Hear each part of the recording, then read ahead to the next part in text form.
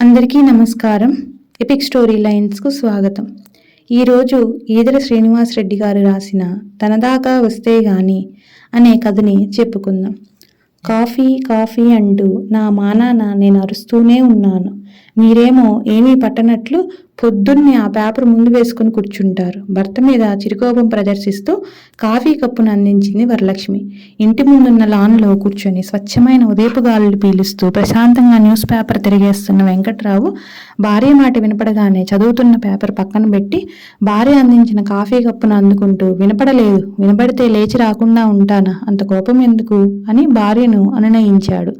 ఉదయాన్నే పచ్చని చెట్ల మధ్య కూర్చొని వాటి నుండి వెలువడే స్వచ్ఛమైన గాలి పీలుస్తూ వేడివేడిగా భార్య చేతి ఫిల్టర్ కాఫీ తాగుతూ న్యూస్ పేపర్ తిరిగేస్తూ ఉంటే ఆ ఆనందమే వేరు. అది అనుభవించే వాళ్ళకు మాత్రమే తెలుస్తుంది. వెంకట్రావు ఆ విషయంలో అదృష్టవంతుడనే చెప్పాలి.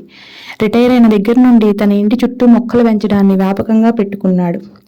ఇల్లు చిన్నదైనా ఇంటి ముందు లాను, ఇంటి ముందు చెట్టు, ఇంటి మీద సన్నజాజి పందిరి పెంచడంతో వెంకట్రావు ఇల్లు చూడముచ్చటగా ఉంటుంది. పొదరిల్లు లాగా తన పెంచిన మొక్కలను చంటి బిడ్డల్లాగా చూసుకుంటాడు వెంకట్రావు. రోజు ఉదయాన్నే వాటితో గంట పాటు గడిపి వాటి యోగక్షేమాలు చూసిన తర్వాతనే ఏ పనైనా మొదలు పెడతాడు.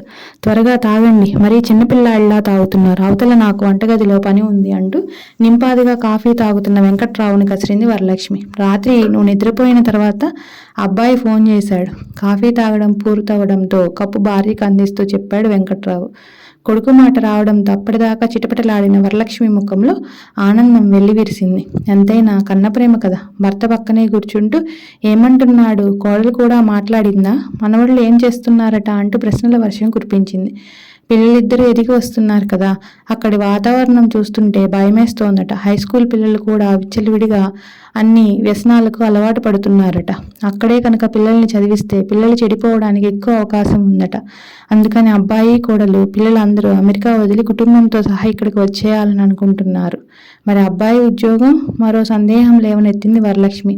వాళ్ళ కంపెనీ బ్రాంచ్ ఇక్కడ కూడా ఉందట. ఇక్కడికి ట్రాన్స్ఫర్ చేయమని 2 నెలల ముందే అడిగితే వాళ్ళు సరేనన్నారట. ఉద్యోగానికి ఏమీ డోకా లేదన్నట్లు వివరంగా చెప్పాడు వెంకట్రావు. పోనీలేండి, ఇకనన్నా అందరం కలిసి సంతోషంగా ఉండవచ్చు.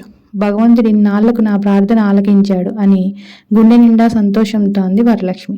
ఓ 4 రోజులు గడిచాక ఉదయాన్నే వెంకట్రావు బయటికి వెళ్ళడానికి బయలుదేరుతుండగా, ఎక్కడికండి ఇంత పొద్దున్నే బయలుదేరారు అంటూ కాఫీ కప్పుతో ఎదురు వచ్చింది వరలక్ష్మి. చెప్పాలా వద్దా అని ఒక క్షణం సంశయించి ఎప్పుడో చెప్పే బదులు ఇప్పుడు చెబితే మంచిదని నిర్ణయించుకున్న వాడిలా, అబ్బాయికి వాళ్ళ ఆఫీసుకి దగ్గర ఇల్లు వెతకడానికి వెళ్తున్నాను. ఇళ్ల బ్రోకర్కి చెబితే ఈరోజు రమ్మన్నాడు. ఎండపడక ముందే వెళ్ళి వద్దామని బయలుదేరాను అని తను పొద్దున్నే బయటికి వెళ్లే విషయం భార్యకి చెప్పాడు వెంకట్రావు. అదేమిటండి, అబ్బాయికి ఇల్లు వెతకడం ఏమిటి? వాడికి అంత కర్మ ఏమొచ్చింది? ఈ ఇల్లు వాడిది కాదా? వాడి ఇండియాకి వస్తున్నాడంటే ఎంతో సంబరపడిపోయాను. ఒకే ఇంట్లో అందరం కలిసి హాయిగా గడపవచ్చు అని. కానీ ఇప్పుడు ఇదేమిటి? ఒకే ఊళ్ళో ఉంటూ వేరే కాపురం పెడతాడా? ఇప్పుడు వాడికి వేరు కాపురం పెట్టాల్సిన అవసరం ఏమొచ్చింది అంటూ వరలక్ష్మి కన్నీళ్ల పర్యంతం అయ్యింది. వరలక్ష్మిని చూస్తే వెంకట్రావుకు జాలేసింది. మన ఇల్లు చాలా చిన్నది, మన ఇద్దరికి అంతంత మాత్రంగా సరిపోతుంది. వాళ్ళు అమెరికాలో 10 ఏళ్లకు పైగా ఉండి వస్తున్నారు. మన ఇల్లు నచ్చాలి కదా, వాళ్ళ అభిరుచులకు తగ్గట్టు మన ఇల్లు ఉండదు కదా. అదీకాక వాడి ఆఫీసుకు మన ఇల్లు చాలా దూరం. అందుకని వాడికి ఆఫీసుకు దగ్గరగా వాళ్ళ అభిరుచికి తగ్గట్టు బ్రోకర్ని ఇల్లు వెతకమని అన్నాను. భార్యకు నచ్చజెప్పే ప్రయత్నం చేశాడు వెంకట్రావు. ఎంత చిన్నదైనా ఎంత పాతదైనా ఇది వాడి సొంతిల్లండి. అంతగా చాలకపోతే మేడ మీద ఒక పోర్షన్ వేసి మనమే పైకి వెళ్ళి ఉందాం. ఇక దూరం అంటారా, ఎంతమంది రోజు మైళ్ళకు మైళ్ళు ప్రయాణించి ఆఫీసుకు వెళ్ళడం లేదు. పైపెచ్చు వాడికి కారు కూడా ఉంది అంటూ భర్త చెప్పే కారణాలు సహేతుకంగా లేవని తేల్చేసింది వరలక్ష్మి. నువ్వు చెప్పేవన్నీ నిజమే అయినా వాళ్ళు కోరుకున్న విధంగా మన ఇల్లు మనము ఉండము కదా. వాళ్లకు నచ్చిన చోట వాళ్ళని ఉండనివ్వు. వాళ్ళని చూడాలనుకున్నప్పుడు ఎంతలోకి వెళ్ళి వస్తాం. కొడుకు వేరుగా ఉండాలని నిశ్చయించుకున్నాడు అని చెప్పకనే చెప్పాడు వెంకట్రావు. మీరు చెప్పే కారణాలు చూస్తుంటే అవన్నీ నిజం కావని నా మనసుకు అనిపిస్తుంది. వేరే ఏదో బలమైన కారణం ఉండే ఉంటుంది. నేనే వాడికి ఫోన్ చేసి అసలు విషయం కనుక్కుంటాను అంటూ కొనుక్కు ఫోన్ చేయడానికి సెల్ ఫోన్ చేతిలోకి తీసుకుంది. ఫోన్ చేయబోతున్న భార్యను వారించి మనతో ఉండడం వాడి భార్యకి ఇష్టం లేదట అసలు విషయం చెప్పాడు వెంకట్రావు. ఆ మాటలు విన్న వరలక్ష్మి ఒక్కసారిగా సోఫాలో కూలబడి, ఎందుకు ఇష్టం లేదండి, మనం ఏం తప్పు చేశాం అడిగింది జాలిగా వెంకట్రావు వంక చూస్తూ. కొన్ని ప్రశ్నలకు సమాధానాలు ఉండవు. మా అమ్మానాన్నలు ఏం తప్పు చేశారని ఆ రోజు నువ్వు నా చేత వేరు కాపురం పెట్టించావు. అలాగే ఈరోజు నీ కోడలు కూడా నీ కొడుకు చేత వేరు కాపురం పెట్టిస్తోంది. తరాలు మారినా మనుషులు మాత్రం మారడం లేదు అంటూ వరలక్ష్మి గతాన్ని గుర్తు చేశాడు. భర్త మాటలకు వరలక్ష్మి నిశ్చేష్టురాలయ్యింది. గతంలో తన ప్రవర్తన గుర్తొచ్చింది. ఏదో ఆలోచిస్తూ గతం తాలూకు జ్ఞాపకాల సుడిలోకి జారుకుంది. వెంకట్రావుది సిటీ దగ్గరలో ఉన్న ఓ పల్లెటూరు. పేరుకు పల్లెటూరే అయినా సిటీకి దగ్గరగా ఉండడంతో స్వచ్ఛమైన పల్లెటూరి గాలులను సిటీ తాలూకు కాలుష్యపు వాయువులు మింగేశాయి. కేవలం గాలినే కాదు, ప్రజల మనసులను కూడా కలుషితం చేసింది సిటీ వాతావరణం. సిటీకి దగ్గరగా ఉండడంతో రియల్ ఎస్టేట్ రాబందులు పచ్చని పల్లెపై వాలిపోయి పొలాలన్నీ ఫ్లాట్లుగా మార్చివేశారు. వెంకట్రావు తండ్రికి కూడా 2 ఎకరాల పచ్చటి నేల ఉంది. రియల్ ఎస్టేట్ దళారుల ప్రలోభాలకు ఏమాత్రం లొంగిపోకుండా ఆ 2 ఎకరాల్లోనే వ్యవసాయం చేస్తూ కుటుంబాన్ని గుట్టుగా సాగిస్తున్నాడు. వెంకట్రావు కూడా అదే ఊరిలో జిల్లా పరిషత్ పాఠశాలలో ఉపాధ్యాయుడిగా ఉద్యోగం రావడంతో ఉద్యోగం చేసుకుంటూ తండ్రికి వ్యవసాయంలో తోడుగా నిలబడ్డంతో ఏ కష్టాలు లేకుండా జీవన నౌక సాగిపోతుంది. వెంకట్రావుకు వరలక్ష్మితో పెళ్లి అయిన నాటి నుండి మొదలయ్యాయి కష్టాలు. వరలక్ష్మి కాస్తంత కలిగిన కుటుంబం నుంచి రావడం, పైపెచ్చు మొదటి నుండి సిటీ వాతావరణంలో పెరగడంతో పెళ్ళైన తర్వాత అత్తగారింట్లోని పల్లెటూరి వాతావరణంలో ఇమడలేకపోయింది. చుట్టుపక్కల వాళ్ళ పొలాలను మంచి రేటుకు అమ్ముకొని ఆ డబ్బుతో సిటీలో మంచి బిల్డింగ్ కట్టుకొని మిగిలిన డబ్బుతో బిజినెస్ చేసి కోట్లు సంపాదిస్తున్నారు అని రోజు భర్తను సతాయించేది వరలక్ష్మి. వాళ్ళకంటే ఉద్యోగం సద్యోగం లేదు కాబట్టి పొలాలు అమ్ముకొని సిటీకి పోతున్నారు. మనకేం కర్మ, మనకు ఆ భగవంతుడు మంచి ఉద్యోగం ఇచ్చాడు అని వెంకట్రావు భార్యకి ఎంత నచ్చ చెప్పాలని చూసినా వినేది కాదు వరలక్ష్మి. తన తల్లిదండ్రులు బతికున్నంత కాలం పొలం అమ్మే ప్రసక్తే లేదని వెంకట్రావు భార్యకి తెగేసి చెప్పాడు. ఇక ఎటు పొలం అమ్మేటట్టు లేరని వెంకట్రావును సిటీకి ట్రాన్స్ఫర్ చేయించుకోమని మళ్ళీ ఒత్తిడి చేయడం మొదలుపెట్టింది. దానికి కూడా వెంకట్రావు ససేమిరా అనడంతో వరలక్ష్మి అలిగి పుట్టింటికి వెళ్ళిపోయింది. భార్యాభర్తల గొడవలు మొదటి నుండి గమనిస్తున్న వెంకట్రావు తండ్రి కొడుకు కాపురం సరిదిద్దాలని, పోనీ కోడలు చెప్పినట్లే పట్నంలో కాపురం పెట్టరాదా అయ్యా, పట్నానికి మన ఊరు ఎంత దూరమని, మీరైనా మేమైనా క్షణాల్లో ఒకరి దగ్గరికి ఇంకొకరు చేరుకోవచ్చు అంటూ కొడుకుని వేరు కాపురం పెట్టించడానికి ఒప్పించాలని చూశాడు.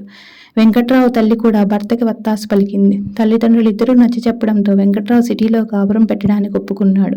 కానీ తన ఉద్యోగాన్ని మాత్రం ట్రాన్స్ఫర్ చేయించుకోలేదు. సిటీలో కాపురం పెట్టి రోజు ఊరికి బస్సులో ఉద్యోగ నిమిత్తం వెళ్ళి రావడం మొదలుపెట్టాడు వెంకట్రావు. ఉద్యోగం వంకతో తల్లిదండ్రుల యోగక్షేమాలు ప్రతిరోజు ప్రత్యక్షంగా విచారించవచ్చని ఆ పని చేశాడు.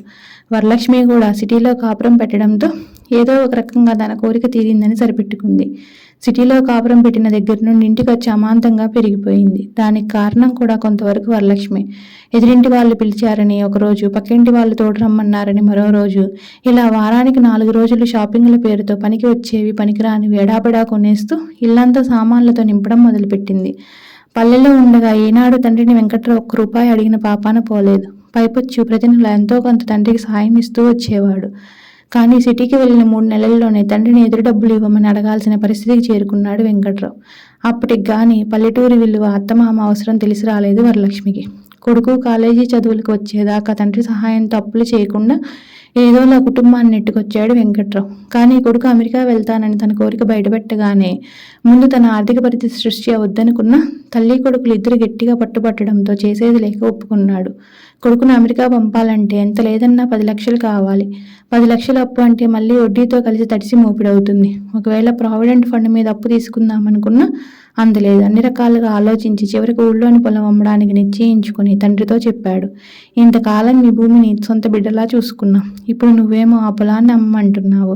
కనీసం మేము బ్రతికున్నంత వరకు అన్నా అమ్మకుండా అట్టి పెట్టరాదా అంటూ కళ్ళనీళ్లు పెట్టుకున్నాడు వెంకట్రావు తండ్రి రాఘవయ్య. ఆ మాటలకు ఏం జవాబు చెప్పాలో తెలియక మౌనంగా తల వంచుకున్నాడు వెంకట్రావు. ఏమయ్యా, ఈ ఆస్తి మొత్తానికి వారసుడు మన ఒక్కగానొక్క మనవడే కదా. వాడి భవిష్యత్తుకు ఉపయోగపడిన ఆస్తి ఉన్నా ఒకటే, లేకున్నా ఒకటే. మనం మాత్రం ఇంకెంతకాలం బ్రతుకుతామంటూ వెంకట్రావు తల్లి తన భర్తకు నచ్చి చెప్పడంతో కాస్త మెత్తపడ్డాడు రాఘవయ్య. సరే, 1 ఎకరా అమ్మి డబ్బులు ఇస్తాను. ఆ డబ్బుతో నీ కొడుకును అమెరికా పంపు అని వెంకట్రావుకి అభయం ఇచ్చాడు రాఘవయ్య. తండ్రి ఒప్పుకోవడంతో కొండంత భారం నెత్తి మీద నుండి దిగిపోయినందుకు సంతోషించాడు వెంకట్రావు. వెంకట్రావు కొడుకు అమెరికా వెళ్ళిన తర్వాత అక్కడే ఉద్యోగం సంపాదించి స్థిరపడిపోయాడు. ఆ తర్వాత ఒక్కసారి మాత్రం ఇండియాకు వచ్చాడు. అది కన్న తల్లిదండ్రులను చూడడానికి కాదు, తన పెళ్లికి. పెళ్ళైన నెలకు మళ్ళీ అమెరికా వెళ్ళి ఇప్పటి వరకు తల్లిదండ్రుల మొహం కూడా చూడలేదు. అంతా ఫోన్ల మీదనే గడిచిపోతున్నాయి. అనుబంధాలన్నీ ఆ ఫోన్లతోనే నడిచిపోతున్నాయి. ఏమిటో ఆలోచనలో పడ్డా వెంకట్రావు పిలుస్తుంటే మళ్ళీ ఈ లోకంలోకి వచ్చి పడింది వరలక్ష్మి. ఏదో తొందరపాటున నోట్లో నుండి వచ్చేసింది. నా మాటలు పట్టించుకోకు అంటను భార్యను ఓదార్చిపోయాడు వెంకట్రావు. మీరు పైకి నోటితో అనకపోయినా మనసులో అనుకున్న నిజం మాత్రం మీరు అన్నదే. ఆ రోజు నేను ఎంత అవివేకంగా ప్రవర్తించానో ఇప్పుడు తలుచుకుంటే నా మీద నాకే అసహ్యం వేస్తోంది అంటూ సిగ్గుతో తల ఉంచుకుంది వరలక్ష్మి.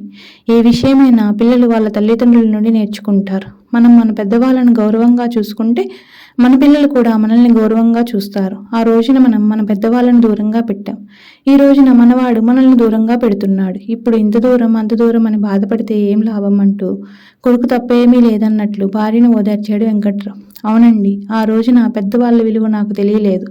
ఉమ్మడి కుటుంబంలో స్వేచ్ఛ ఉండదని చెప్పుడు మాటలు విని అలా చేశాను. కానీ అందరం కలిసి ఉంటే ఒకరికొకరం కష్టసుఖాల్లో పాలు పంచుకోవచ్చన్న జ్ఞానం లేకుండా పోయింది. పాపిష్టిదాన్ని, మిమ్మల్ని మీ తల్లిదండ్రుల నుండి దూరం చేశాను. అందుకేనేమో భగవంతుడు నా కొడుకు కోడల్ని నాకు దూరం చేస్తున్నాడు అంటూ కళ్ళనీళ్లు పెట్టుకుంది. దిగులు పడకు, దూరమైనా దగ్గరైనా అంతా మన చేతుల్లోనే ఉంది. మా అమ్మానాన్నలు మనకు సహాయపడడంతో వాళ్ళ విలువ మనకు తెలిసి వచ్చింది. అదేవిధంగా మనం కూడా అబ్బాయి పిలిచినా పిలవకపోయినా వాళ్ళ ఇంట్లోకి వెళ్తూ అడిగి అడగకపోయినా అవసరాలకు సహాయపడుతూ ఉంటే ఎలా అయితే నువ్వు మా అమ్మానాన్నల విలువను గుర్తించావో అలాగే వాళ్ళు కూడా మన విలువను గుర్తిస్తారు. అప్పటిదాకా కాస్త ఓపిక పట్టక తప్పదు. భర్త చెప్పింది నిజమే అన్నట్లుగా తల ఊపుతూ భర్తతో కొడుక్కి మంచి ఇల్లు వెతకడానికి తను బయలుదేరింది. తమ మధ్య నెలకొన్న దూరం ముందు ముందు తగ్గకపోతుందా అనే ఆశతో.